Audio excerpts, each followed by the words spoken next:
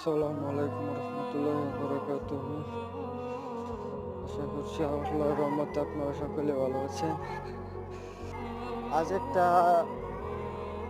পছন্দনীয় আমল আপনাদের সাথে শেয়ার করবো, যা আমি প্রতিনিয়ত তেলাওয়াত করে থাকি।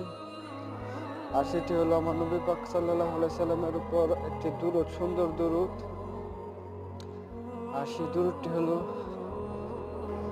আল্লাহুম্মা সাল্লি আলা সাইয়্যিদিনা মুহাম্মাদিন নাবিয়্যিল ওয়া আলা আলিহি ওয়া সাহবিহি